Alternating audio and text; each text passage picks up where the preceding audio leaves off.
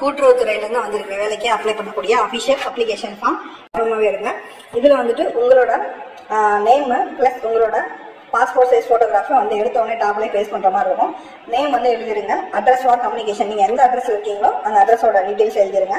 உங்களோட நேம் வந்து capital letter எழுதுங்க. ப்ளஸ் உங்களோட மொபைல் நம்பர், அதாவது மொபைல் நம்பரை பொறுத்தளவு அவங்களே தெளிவாக சொல்லியிருக்காங்க. அந்த சுவிட்ச் ஆஃப் ஆனது, நாட் ரீச்சபிள் இருக்கிறது அதெல்லாம் கொடுக்க வேண்டாம், கரெக்டாக ஃபங்க்ஷன் ஆகிறது மட்டும் கொடுங்க அப்படின்னு தெளிவாக சொல்லியிருக்காங்க. நேஷனாலிட்டி கேட்டிருக்காங்க. நேஷனாலிட்டின்னா நிறைய பேருக்கு என்னன்னு தெரியல. லாஸ்ட்ல நிறைய பேர் கமெண்ட் பண்ணியிருந்தீங்க நேஷனாலிட்டியில என்ன பண்றது. நேஷனாலிட்டி நம்மளாம் இந்தியன் தான் ப்ரோ. ஸோ அதனால எல்லாருமே இந்தியன் அப்படின்னு சொல்லிட்டு கொடுங்க. கம்யூனிட்டியை பொறுத்தளவு ஒருத்தங்களுக்கு மாறுபடும், சரிங்களா? ஸோ யார் என்ன கம்யூனிட்டியோ அந்த ஏற்ற மாதிரி கம்யூனிட்டி கொடுங்க. ஜெண்டர் மேலா ஃபீமேலா அதுவும் பார்த்து கொடுங்க. டேட் ஆஃப் பர்த் வந்து உங்களுக்கு கரெக்டாக நீங்கள் என்ன தேதியில் பிறந்தீங்க, எந்த மாசத்துல பிறந்தீங்க, எந்த வருடத்தில் பிறந்தீங்க அப்படிங்கிறத ரொம்ப தெளிவாக கொடுங்க. இப்போ வரைக்கும் உங்களுக்கு எத்தனை வயசு வந்து நடக்குது, அதாவது உங்களுக்கு வந்து 21 வயசு 5 மாதம் அப்படின்னா அது தெளிவாக வந்து கொடுங்க, ஓகேங்களா? ப்ளஸ் நீங்கள் என்ன படிச்சிருக்கீங்க, காலேஜ் ஏதாவது முடிச்சிருக்கீங்களா, ஸ்கூல் ஏதாவது முடிச்சிருக்கீங்களா, 12th எங்கே படிச்சீங்க, 10th எங்கே படிச்சீங்க, எந்த வருடத்தில் உங்களோட படிப்பை நீங்கள் கம்ப்ளீட் பண்ணீங்க, எவ்வளோ சதவீதம் மார்க் எடுத்து எங்கே பாஸ் பண்ணீங்க அப்படிங்கிற அந்த விவரங்களை அவங்க தெளிவாக கேட்டிருக்காங்க. ஸோ அதையும் வந்து நீங்கள் கொடுக்க வேண்டியதாக இருக்கும், சரிங்களா?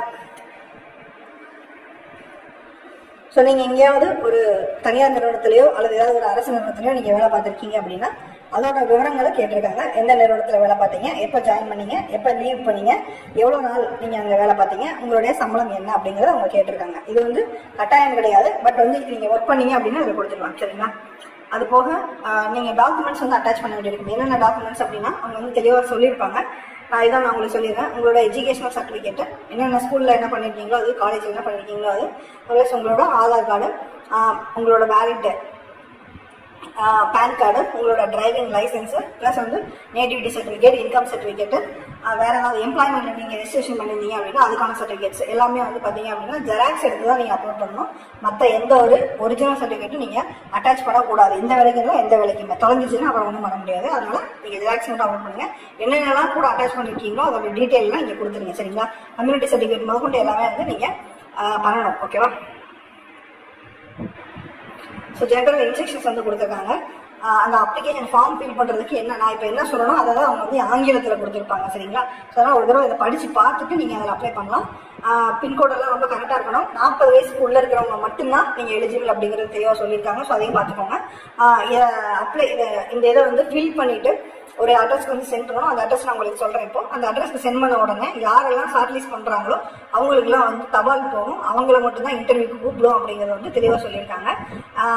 அப்ளை பண்ணவங்களோட எண்ணிக்கையை பொறுத்து உங்களுக்கு வந்து ரிப்ளை லேட்டாகவும் வரலாம், ஸ்லோவாகவும் வரலாம். ஸோ அதனால் வெயிட் பண்ணணும். பொறுமை ரொம்ப முக்கியம், சரிங்களா? ஓகே. ஸோ ரொம்ப சிம்பிளாக சொல்லணும் அப்படின்னா நம்ம ஒரு அப்ளிகேஷன் ஃபார்ம் ஃபில் பண்ணோம் இல்லையா, அந்த ஃபார்மை சென்ட் பண்ண வேண்டிய அட்ரஸ் வந்து இப்போ உங்களுக்கு டிஸ்பிளேல ஷோ ஆகுது இல்லையா, இதுதான். நிறைய பேர் எந்த அட்ரஸுக்கு சென்ட் பண்ணணும்னு தெரியாமல் எங்கே நீங்கள் கீழே வந்து டைப் பண்ணிட்டு இருக்கீங்க. அதனால உங்களுக்கு நான் இங்கே காமிச்சிடுறேன். இப்போ என்ன வேலைகள்லாம் இருக்குது, என்ன சம்பளம் கொடுக்குறாங்க அப்படிங்கிற டீட்டெயிலை இப்போ பார்த்துடலாம். ஸோ கிட்டத்தட்ட மொத்தம் 14 வகையான வந்து வேலைகளுக்கு வந்து ஆட்களை வந்து தேர்வு செய்கிறாங்க. எல்லா வேலைகளுக்குமே வந்து பார்த்தீங்கன்னா எல்லாருமே அப்ளை பண்ணணும் அப்படின்னு கிடையாது. உங்களுக்கு எந்த வேலை தகுதியாக இருக்கோ, நீங்கள் எதுக்கு எலிஜிபிளாக வில்லிங்காக இருக்கீங்களோ அதுக்கு மட்டும் அப்ளை பண்ணால் போதும். ஸ்வீப்பர் கேட்டகரி, ஓகேங்களா? அதுக்கு வந்து 8th பாஸ் பண்ணவங்க அப்ளை பண்ணலாம். மாதம் வந்து உங்களுக்கு 7,000 வந்து சேலரி இருக்கும். ஆஃபீஸ் அசிஸ்டன்ட் கேட்டகரிக்கு நீங்கள் 12th முடிச்சவங்க அல்லது கிராஜுவேட் முடிச்சவங்க அப்ளை பண்ணலாம். உங்களுக்கு மாத சேலரி வந்து 8,000 வரைக்கும் இருக்கும். செக்யூரிட்டி கேட்டகரியில் 10th பாஸ் பண்ணவங்க வந்து அப்ளை பண்ணலாம். 8,000 உங்களுக்கு வந்து சம்பளம் இருக்கும். டைப்பிஸ்ட் கேட்டகரியில் உங்களுக்கு வந்து ஹெச்எஸ் ஏதாவது 12th முடிச்சவங்க வந்து அப்ளை பண்ணலாம். ப்ளஸ் வந்து அந்த டைப்பிங் தெரிஞ்சவங்களும் அப்ளை பண்ணலாம். 10,000 வந்து உங்களுக்கு சேலரி. கம்ப்யூட்டர் ப்ரோக்ராமர் அப்படிங்கிற கேட்டகரிக்கு நீங்கள் ஏதாவது ஒரு பிசிஏ இல்லை பிகாம் அந்த மாதிரி ஏதாவது ஒரு இதில் வந்துட்டு கம்ப்யூட்டர் படிச்சிருந்தீங்க அப்படின்னா இந்த வேலைக்கு அப்ளை பண்ணலாம். உங்களுக்கு வந்து 10,000 ரூபாய் சம்பளம். ஜூனியர் அசிஸ்டன்ட் ஏதாவது ஒரு பட்டம், இளங்கலை பட்டம், கிராஜுவேஷன் சொல்லுவாங்க, அதை முடிச்சிருந்தா உங்களுக்கு வந்து இந்த வேலைக்கு அப்ளை பண்ணலாம். 10,000 ரூபாய் சம்பளம். Assistant, normal assistant category, graduation அல்லது போஸ்ட் கிராஜுவேஷன் முடிச்சவங்க அப்ளை பண்ணலாம். இதில் வந்து உங்களுக்கு 11,000 வந்து சேலரி இருக்கும். சூப்பரிண்டென்ட், அப்புறம் ஃபினான்ஸ் அக்கௌண்டன்ட், இதில் வந்து பார்த்தீங்க அப்படின்னா இதுலையுமே வந்துட்டு கிராஜுவேஷன் அல்லது பேச்சுலர் டிகிரி முடிச்சாலே வந்து போதும்.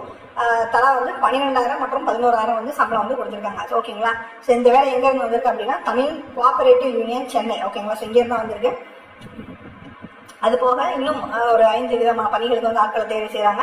Librarian category, plus physical education director category, assistant professor category, அப்புறம் அசிஸ்டன்ட் ப்ரொஃபஸர்லயே பிஏ முடிச்சவங்க, பிபிஏ முடிச்சவங்க, பிகாம் முடிச்சவங்களுக்கு வந்து இங்க ரெக்கமெண்ட் வந்து கேட்டிருக்காங்க. ஸோ பிரின்சிபல் ஸ்டேஜஸ்க்கு வந்து இங்க வந்து ரெக்கமெண்ட் வந்து கேட்டிருக்காங்க. ஓகேங்களா? ஸோ இந்த வேலைகளுக்கு ஏற்ற மாதிரி கம்யூனிட்டியில எவ்வளவு மார்க் எடுத்துருந்துருக்கணும், உங்களுக்கு வந்து சம்பளம் எவ்வளோ அப்படிங்கிற எல்லா விவரங்களும் வந்து கொடுத்துருக்காங்க.